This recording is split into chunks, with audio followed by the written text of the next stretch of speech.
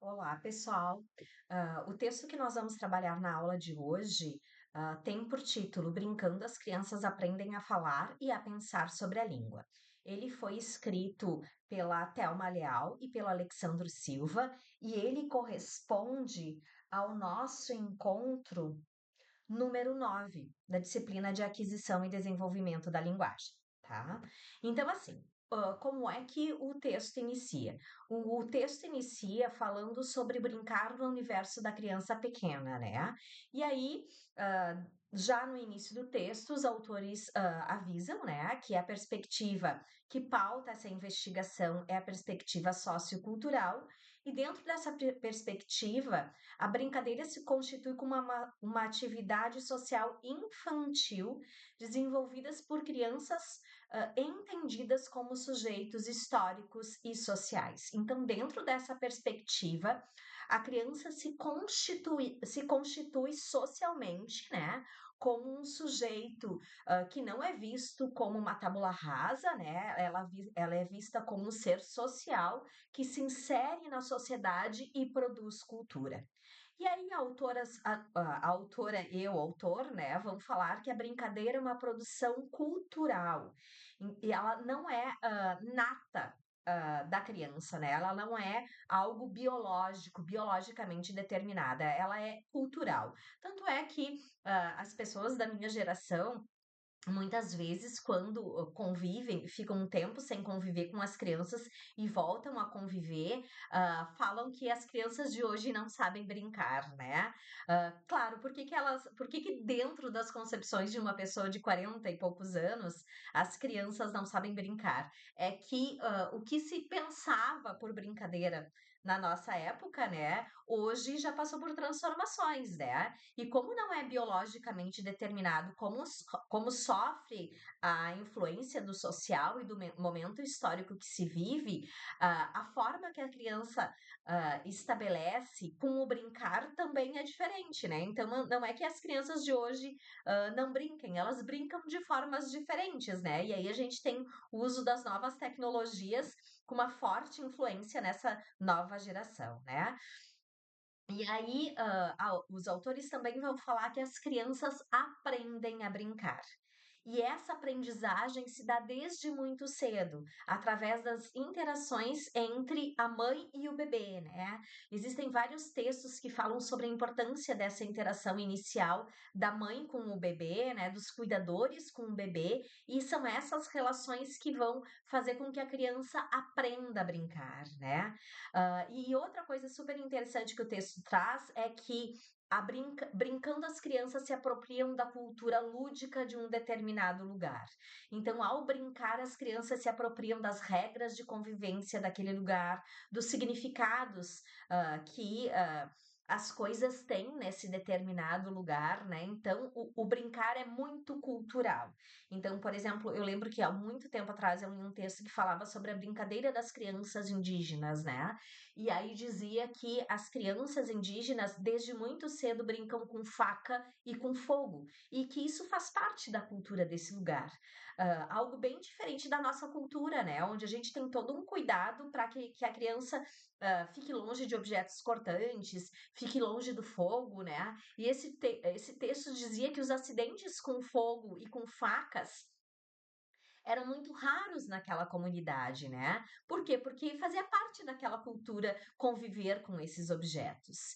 Ah, Ao desenvolver a cultura lúdica, a criança sofre a influência de uma cultura do brincar já existente, ao mesmo tempo em que transforma e recria a própria cultura.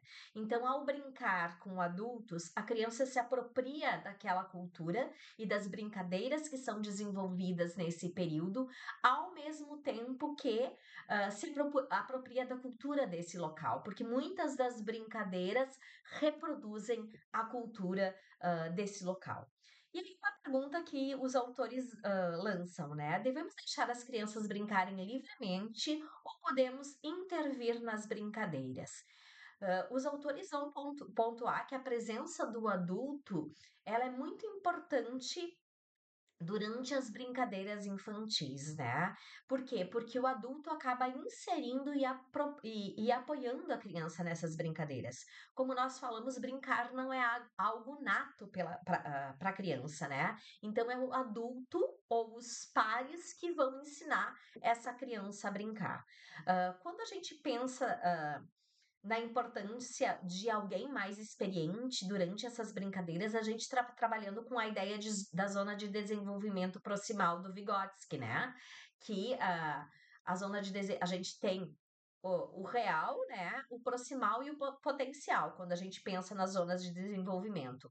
O real é aquilo que a criança consegue fazer sozinha, o proximal é aquilo que ela consegue fazer com auxílio de alguém mais experiente, que pode ser o adulto, pode ser uma criança mais experiente. E o potencial, que é onde a gente quer que ela chegue, né. Então, assim, essa zona de desenvolvimento proximal é o lugar onde as relações vão sendo estabelecidas para que ela consiga chegar, na zona de desenvolvimento potencial, que é quando ela tem domínio, do conteúdo ou do conhecimento ou das experiências que ela quer vivenciar, né. E aí, assim, o adulto ele funciona, nessas interações como um andaime, ao qual a criança pode solicitar ajuda em determinados momentos, mas dispensar ajuda desse adulto em outros momentos. Então, ela tanto pode precisar da ajuda de um adulto para brincar e para organizar uma brincadeira de casinha, por exemplo, quanto ela pode dispensar essa ajuda em um outro momento em que ela resolve brincar sozinha de casinha, né? E aí o texto vai apontar também a importância do par mais experiente, do adulto nessa relação, mas ela vai apontar também, para a necessidade de, em alguns momentos, a criança brincar livremente, né. E aí eles vão dizer que essas brincadeiras desenvolvidas livremente são fundamentais tanto para o desenvolvimento social, quanto afetivo, quanto motor, quanto moral e cognitivo. Por quê? Porque ao brincar livremente, a criança vai reproduzir as experiências vividas com o adulto ou com seus pares. Então, ela vai formando o seu desenvolvimento.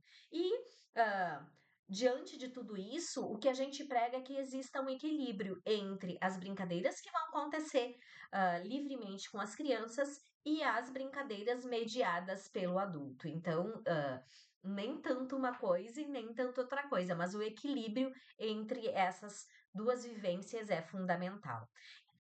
Maneiras, pensando no desenvolvimento infantil e na aquisição da aprendizagem com relação à língua, né, as crianças podem desenvolver, nos seus primeiros anos de vida. Os autores vão pontuar 5 tipos de jogos, né, que são os jogos de faz de conta, os jogos tradicionais e infantis, os jogos de construção, os jogos de regra e os jogos didáticos, né. E aí os autores vão pontuar que, por exemplo, os jogos de faz de conta. Nos jogos de faz de conta ocorre uma imitação, do que o adulto faz, né, então a criança imita, né. Hã Vamos brincar de ônibus, né, então a criança lá organiza a sala, coloca as poltroninhas, tem um motorista, né, então ela imita uma cena que acontece no cotidiano dela. Vamos brincar de casinha? E aí elas constroem, né, a casinha, o fogãozinho, as panelinhas, a comidinha, né, elas vão representar, elas vão reproduzir uma cena que acontece cotidianamente, elas vão fazer de conta que, né. Essa brincadeira de faz de conta, ela é muito importante para o desenvolvimento e para a apropriação, da leitura e da escrita posteriormente. Olha que interessante, né, gente? A gente acha que a criança está só brincando, mas ela está construindo as bases para o futuro processo de alfabetização. Quem vai falar isso é a Sueli Amaral Melo.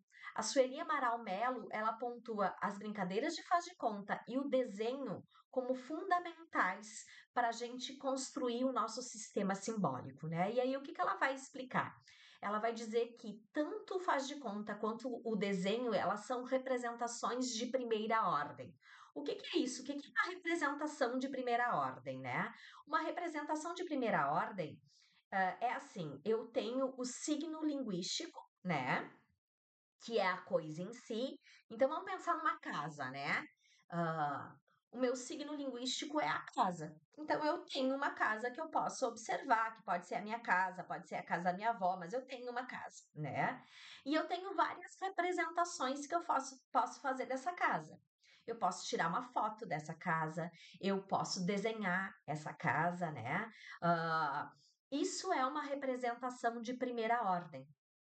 Então, assim, não é a coisa em si, mas é uma representação que eu faço da coisa.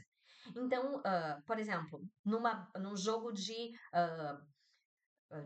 casinha, onde as crianças estão brincando de comidinha, eu tenho uma representação de uma cena real, são adultos produzindo o alimento, né?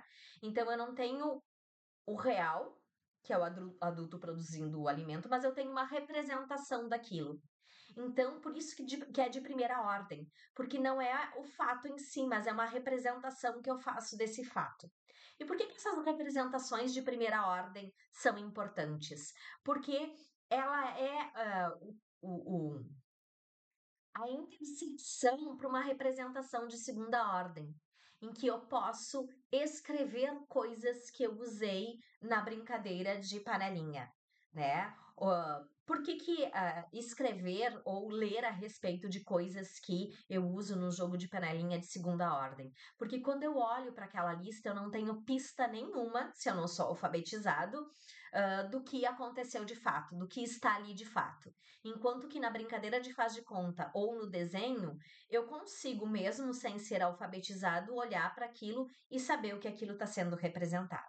Então, as brincadeiras de faz de conta e o desenho são importantes para o desenvolvimento da linguagem infantil, e para preparar essa criança para o processo de alfabetização, porque eles trabalham com essa representação de primeira ordem, que não é a coisa em si, mas já é uma representação dessa coisa. Enquanto a leitura e a escrita são representações de segunda ordem, porque eu não tenho mais pistas sobre o que é ali representado ali. Eu tenho que me apropriar desse sistema de escrita para conseguir descobrir o que está representado.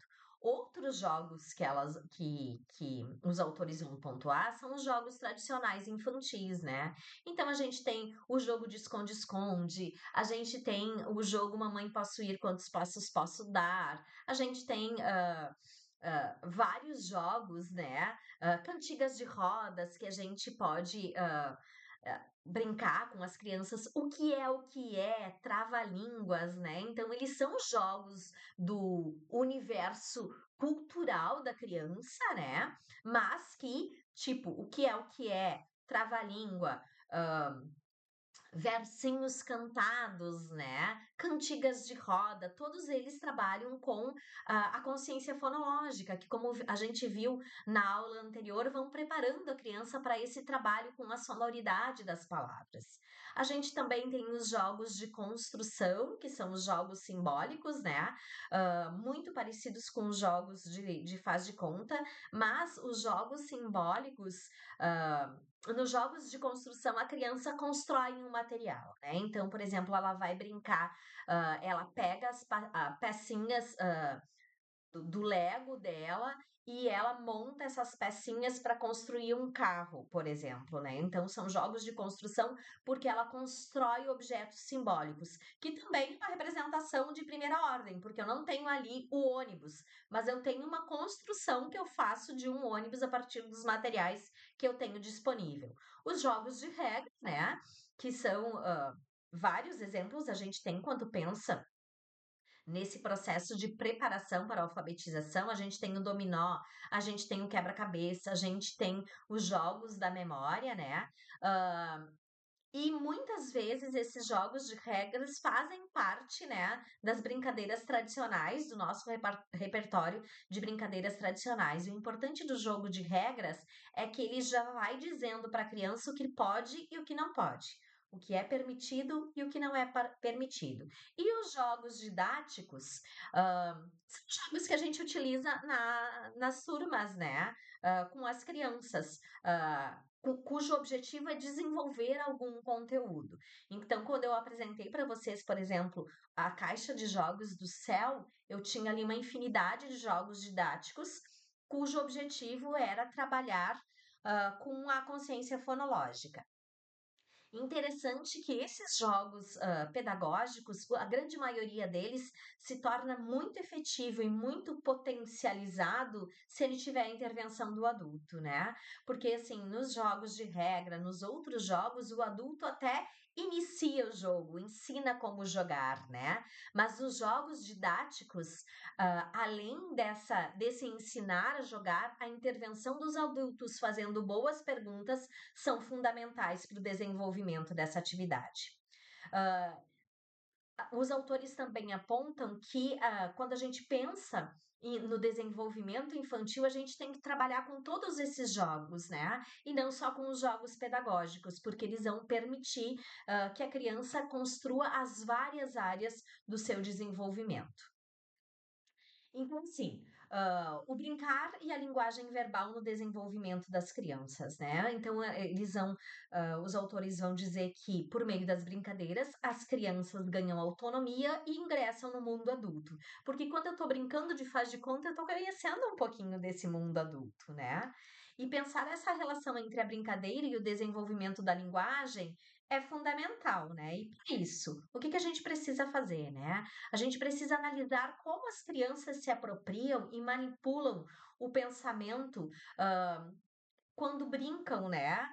Quando falam durante uma brincadeira, quando ah, organizam a sua linguagem durante essa brincadeira, né? Por quê? Porque o brincar com a linguagem faz parte de múltiplas culturas em diferentes momentos históricos. Então, a forma como eu falo, dependendo do ambiente social em que eu estou, varia. E a criança se apropria dessas variações da linguagem quando elas estão fazendo de conta, né? Então, por exemplo, quando elas estão brincando de mamãe e filhinho. A linguagem que elas utilizam nessa relação de mamãe e filhinho é muito próxima da linguagem que a mãe dela utiliza nessas brincadeiras, né? Ah,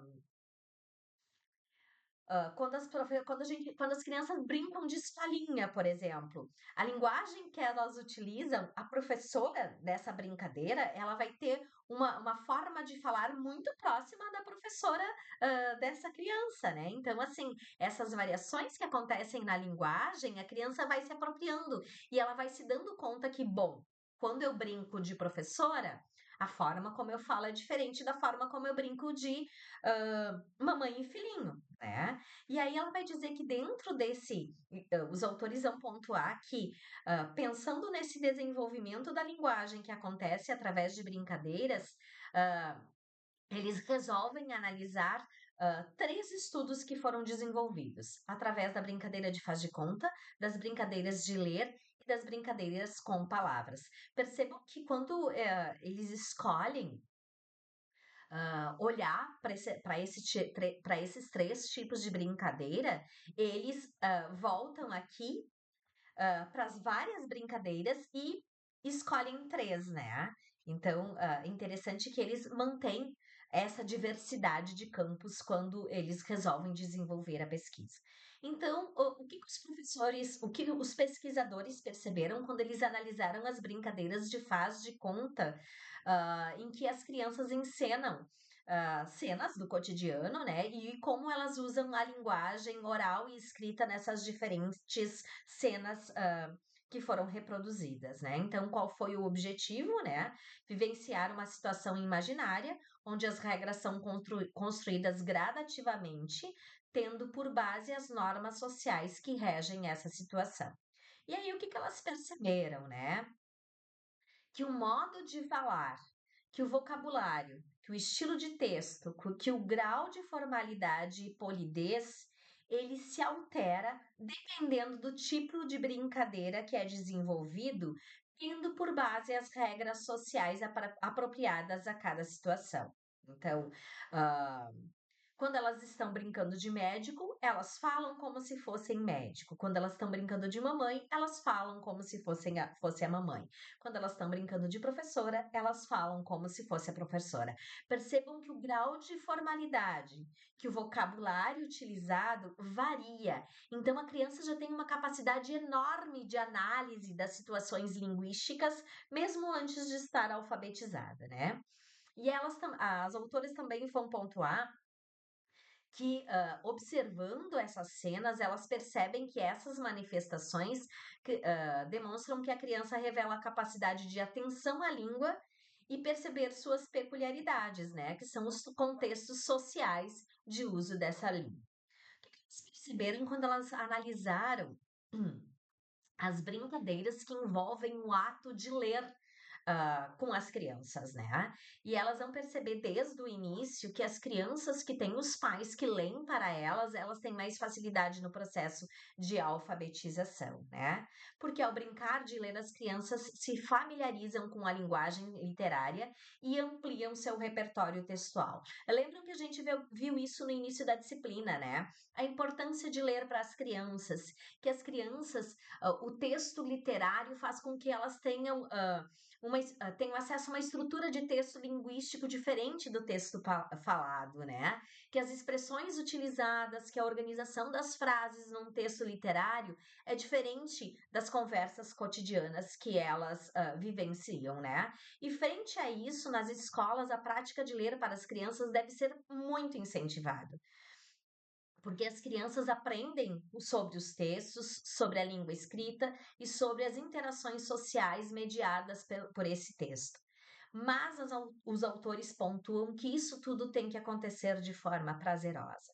Isso não pode acontecer de uma forma mecânica, sistemática, enfadonha, né? A literatura infantil, ela vibra, né? Ela é maravilhosa, ela tem que ser utilizada como um espaço de encantamento para essas crianças, né? E aí também vão pontuar que quando imitam a leitura de um texto em voz alta, as crianças reproduzem textos que memorizaram e quando não conseguem lembrar, continuam a leitura seguindo a linguagem apropriada ao gênero. Então, as crianças pedem tanto para a gente ler a mesma história para elas que muitas vezes elas decoram essa história. A gente viu isso, né? Sobre o prazer que a criança tem em ouvir várias vezes a mesma história. E quando elas recontam essa história, quando elas não lembram de algum trecho, elas continuam contando essa história seguindo o enredo, né, e a linguagem desse texto, né? E isso demonstra a capacidade que a criança tem de refletir sobre a linguagem literária e de manipular a linguagem literária também. Sobre o brincar de ler, eu tenho um exemplo que eu gostaria de pontuar para vocês, né? E sobre a importância de fazer com que a criança desde muito cedo tenha acesso à leitura, né? Eu convivo com duas crianças que são netas do meu marido, né? Só que são de filhos diferentes, então são de núcleos familiares diferentes, né? Tem uma menina que tem 5 anos de idade e tem um bebezinho que tem 1 ano de idade. Pela lógica, a gente diria que uma criança de 5 anos de idade deveria se interessar muito mais por um livro de literatura infantil do que uma criança de 1 ano de idade, né? Só que o contexto familiar em que a criança de 5 anos de idade é incentivada e tem muito mais acesso aos jogos virtuais, né, assistir vídeos pela internet, faz com que essa criança de 5 anos de idade tenha bem menos interesse pelos livros de literatura infantil do que a criança de 1 ano de idade. Então, olha que interessante, né? Eu tenho uma caixa de livros de literatura infantil, e crianças que gostam de ler se encantam por essa caixa, né? Porque tem livros muito bons ali. E aí, eu peguei um dia essa caixa para ler histórias para criança de 5 anos de idade, e a criança de 5 anos de idade não se interessou muito, né. E a criancinha de 1 ano de idade, que ainda não caminha, veio engatinhando para o meu colo, sentou, né, para que eu, interagisse com o livro com ela, porque essa criança de 1 ano de idade, desde muito bebezinho, a mãe faz esse ato, né, de pegar a criança no colo, de ao pegar o livro, abraçar a criança e de ficar falando, né, sobre as imagens que tem no livro, imitando os sons dos animais que aparecem nesse livro, né. Por que eu tô falando tudo isso para vocês? Para mostrar o quanto é importante esse ambiente, familiar que incentive a literatura infantil. Muitas crianças não têm isso em casa, né. Então é o papel da escola fazer essa aproximação entre a literatura infantil e a criança. E a última brincadeira que eles analisaram foram as brincadeiras com palavras, né? E aí tem tudo a ver com a consciência fonológica que a gente viu na última aula. Então, o que que os autores vão falar, né? Que nessas brincadeiras o que ganha destaque são os aspectos sonoros que compõem as palavras, né? As aliterações, as rimas, né? Ah, as palavras que têm algo parecido, né? Então, analisar as palavras, palavra dentro de palavra, e aí o brincar do detetive, né? Que a gente viu quando a gente trabalhou com aula de consciência fonológica. Então, nessas brincadeiras com palavras, a sonoridade, os aspectos sonoros são muito importante, né? Hã, claro que é o adulto que vai fazer essa reflexão e vai chamar a atenção da criança para esses aspectos sonoros que constituem a palavra. Isso não acontece naturalmente com as crianças. O adulto precisa introduzir, ou o par mais experiente, né, precisa introduzir, essas questões com a criança, o prestar atenção, né, olhar o que combina, o que não combina, e, bom, o nosso repertório popular tem várias, cantigas, várias poesias, várias parlendas e trava-línguas que propiciam o início desse trabalho com as crianças, né. Essas brincadeiras, elas desenvolvem diferentes níveis de consciência fonológica, favorecendo para o processo de alfabetização, né. Então eu posso trabalhar tanto com rima, quanto com aliteração, quanto com consciência silábica, né? E essas atividades, como eu já falei para vocês, elas resgatam, né, textos da cultura oral e popular, das comunidades onde essas crianças convivem, né. Então, é super interessante a gente trabalhar com essas questões dentro da sala de aula, porque na maioria das vezes são textos que as crianças conhecem de memória, né, então, isso facilita para que a gente consiga explorar a sonoridade dessas palavras, né. Hum. E aí eu trouxe um fragmento do texto para que a gente possa analisar, né, as brincadeiras com a linguagem verbal no cotidiano infantil, refletindo sobre algumas alternativas de ensino. E aí os autores vão dizer que concebemos que ao brincar a criança aprende sobre si mesmo e sobre os homens e suas relações no mundo, e também sobre os significados culturais do meio em que está inserida. Desse modo, enquanto manifestações da cultura, a brincadeira, como já foi dito, não pode ser visto, como totalmente espontânea ou como algo natural. A disposição para brincar, tão presente na criança, não, de- não determina de modo universal como se brinca, quando se brinca e com quem se brinca. Os familiares, a escola, entre outras esferas sociais, interferem no modo decisivo dessas ações. Então, por que eu trago essa citação e por que eu leio essa citação para vocês? Porque eu acho que ela é um resumo de tudo que foi trabalhado até o momento nesse texto, né? Então, mesmo as brincadeiras espontâneas, elas são culturalmente determinadas, porque algumas brincadeiras que a gente desenvolve aqui no Brasil, não são desenvolvidas na África, né? Se vocês buscarem jogos africanos, por exemplo, eu tenho uma colega que ela se especializou em jogos africanos, né? Então, tem jogos que são muito culturais. Tem um jogo que se chama A Colheita, né? E aí as regras do jogo têm a ver com sementes, né, e como acontece essa colheita, né.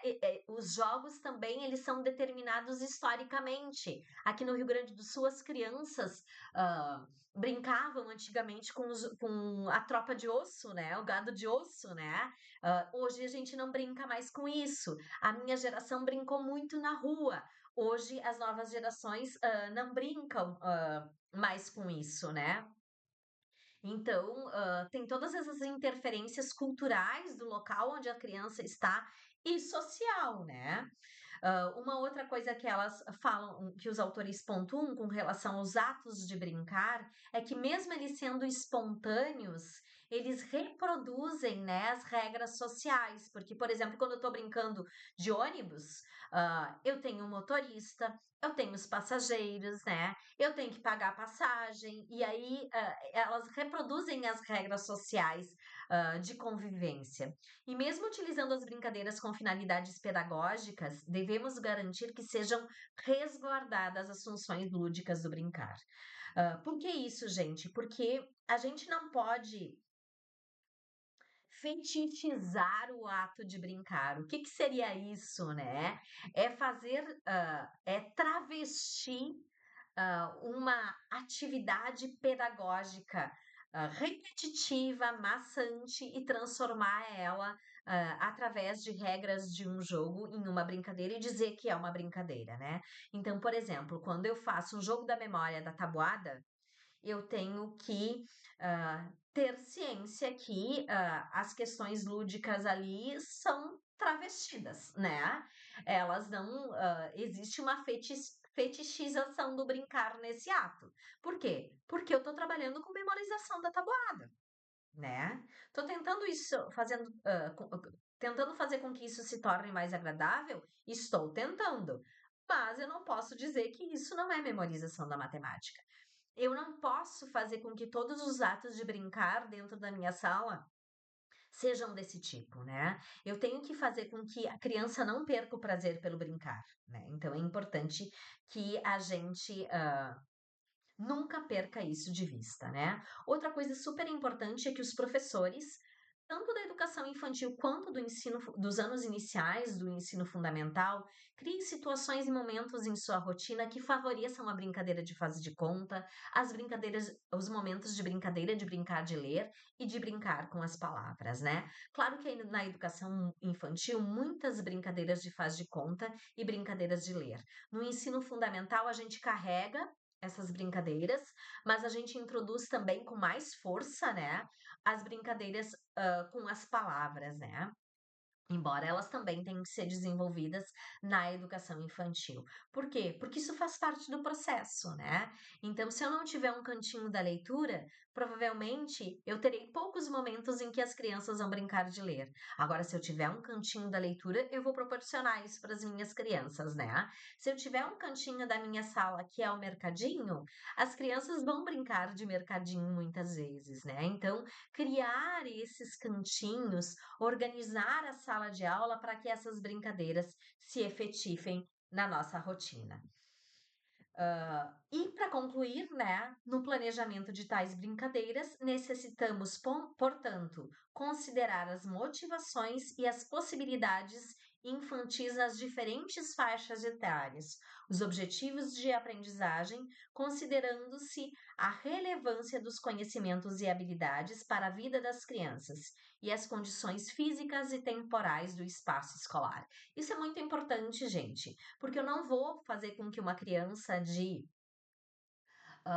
2 anos de idade, 3 anos de idade, hã, faça algo que ela não é capaz de fazer nesse momento, né. Então, por exemplo, 3 anos de idade, eu tenho que brincar muito de faz de conta, né. Eu tenho que ler muito para essa criança e pedir para que ela reconte a história. Então, sempre respeitar a proposta de acordo com a faixa etária da criança. Isso é fundamental quando eu penso tanto em atividades pedagógicas, quando eu penso em brincadeiras. Por isso que a gente, estuda o desenvolvimento infantil, e vê o que é apropriado para cada etapa do desenvolvimento, pensando em brincadeiras e quando a gente pensa no desenvolvimento da linguagem, também pensando em atividades que favorecem o desenvolvimento da linguagem. Então, primeiro eu vou brincar de faz de conta, depois eu vou brincar de desenhar, depois eu vou brincar de ler, né, para depois num outro momento, né, e isso vai se mesclando, né, gente, não, eu não faço só uma coisa e depois só outra, né. Depois, num outro momento, eu vou trabalhar com palavras que combinam, né, e aí eu trabalho com rimas e aliterações, eu trabalho com pedacinhos de palavra, depois eu trabalho com palavra dentro de palavra, então eu vou propondo atividades diferenciadas de acordo com as condições cognitivas de cada criança e de acordo com as condições, do ambiente educacional que eu tenho à minha disposição.